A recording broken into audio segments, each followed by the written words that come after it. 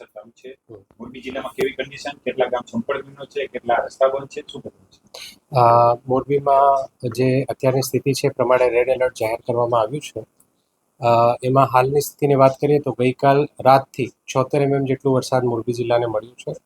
આજે સવારે 4 વાગ્યાથી ભારેથી અતિભારે વરસાદ જિલ્લાને મળ્યો છે.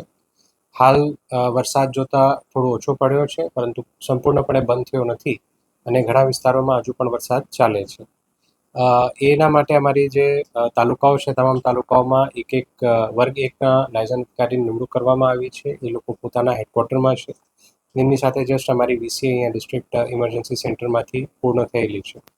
એ સિવાય તમામ ગામોમાં સરપંચ, તલાટી વગેરે હાજર રહે એના માટે પણ અમે સૂચનાઓ આપેલી છે અને એ લોકો પોતાના હેડક્વાર્ટરમાં અત્યારે હાજર પણ છે. હાલની સ્થિતિમાં કોઈ પણ કેઝ્યુઅલ્ટી કે કોઈ પણ ડેથ જે છે આપણા ધ્યાન ઉપર આવ્યું નથી. કોઈ પણ જગ્યાએ એના કારણે નુકસાન થયું હોય એવું પણ ધ્યાને આવ્યું નથી.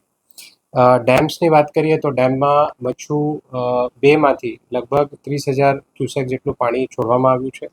મચ્છુ 3માંથી પણ લગભગ 7,500 જેટલું પાણી છોડવામાં આવશે.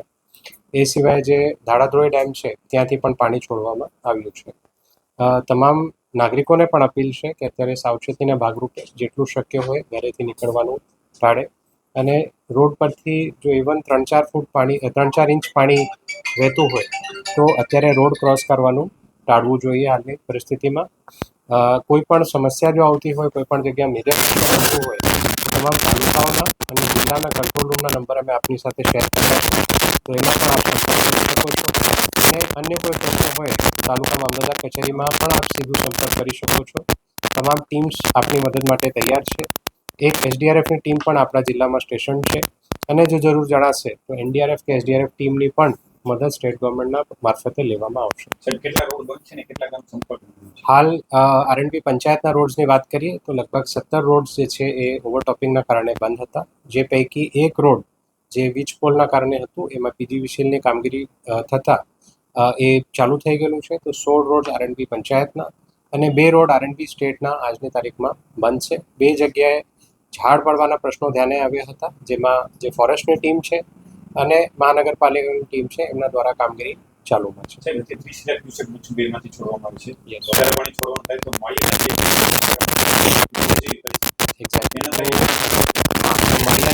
ગામો છે ત્યાં અમે ઓલરેડી સૂચના આપી દીધી છે. ફિલ્ડ ઉપર જે અમારા નોડલ અધિકારી છે એસોસિએશન મોરબી એ પણ સ્ટેશન છે. એ સિવાય એમની મદદમાં અમે જે અધિકારી મોકલ્યા છે. મામલતદારશ્રી પણ ત્યાં ફિલ્ડમાં છે. એ જેટલા પણ ગામો છે ત્યાં અમે ચોમાસા પહેલાં પણ યોગ્ય કાર્યવાહી કરાવેલી હતી, જેમાં જે સોલ્ટ પેન્સ વગેરે છે ત્યાંથી કોઈ પણ વ્યક્તિ રહી ના જાય એ પણ સુનિશ્ચિત કરવામાં આવ્યું છે. જ્યાં સોલ્ટ પેન્સ દબાણમાં જણાતા હતા એ પણ દૂર કરવાની કાર્યવાહી આ વર્ષે એડવાન્સમાં કરી લેવામાં આવી છે. સાથે સાથ આમાં જે લો લોઈંગ એરિયાઝમાં રહેતા લોકો છે એમને પણ આપણે પહેલાંથી ઇન્ફોર્મેશન આપેલી છે અને જો જરૂર જણાશે તો એમના માટે આપણે શેલ્ટર હોમની પણ વ્યવસ્થા કરી છે અને ત્યાં આપણે શેલ્ટર હોમમાં પણ એમને શિફ્ટ કરવાની તૈયારી છે. અત્યાર સુધી કોઈ પણ સ્થળાંતર જિલ્લામાં 380 વિલેજીસ છે તો એટલા શેલ્ટર હોમ્સ છે. પ્લસ આપણે મહાનગરપાલિકા વિસ્તારમાં વોર્ડ દીઠ 1 અને નગરપાલિકા વિસ્તારોમાં 2 શેલ્ટર હોમ રાખવામાં આવ્યા છે.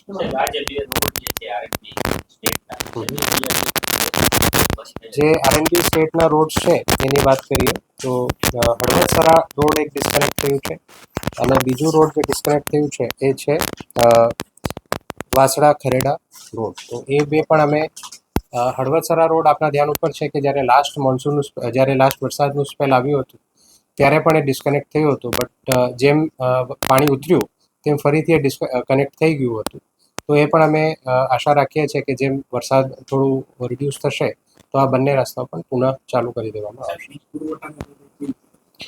વીજ પુરવઠા માટે જે અત્યારે પ્રાથમિક રિપોર્ટ અમારી પાસે આવ્યું છે એ પ્રમાણે લગભગ 15 ગામોમાં અત્યારે પુરવઠો જે છે એ ગોલ થયેલ છે, પરંતુ એમાં પણ પીજીવીસીએલની ટીમ્સ અત્યારે કામે લાગેલી છે. 5 પોલ્સના રિપોર્ટ અત્યાર સુધીમાં આવ્યા છે, પરંતુ એમની ટીમ હજુ સંકલન કરે છે આંકડાનું અને એ પણ ત્વરિત ચાલુ થાય એના માટે એમની ટીમ્સ અત્યારે કાર્યરત છે. બિલકુલ. તો એમાં કોઈબા ગામ અને રાજસ્થળી ગામ આ બે ગામો એવા છે જે અત્યારે સંપર્ક વિહોણા થયા છે.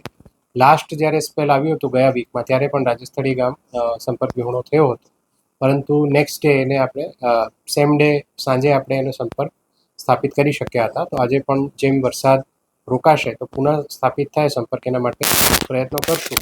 અને આવતા વર્ષે ન થાય એના માટે આરંભી પંચાયતનું ઓલરેડી એમાં પ્રોજેક્ટ મંજૂર થઈ ગયું છે, જેમાં બ્રિજ મારફત કનેક્ટિવિટી આગલા વર્ષે આપવામાં આવશે. 24 કલાકમાં કોઈ આગાહી છે? અત્યારે આગાહી આપણા ડિસ્ટ્રિક્ટમાં રેડ એલર્ટની જ છે, અને એમાં જો આવતા 3 કલાકની વાત કરીએ તો ભારેથી અતિ ભારે વરસાદની આગાહી છે.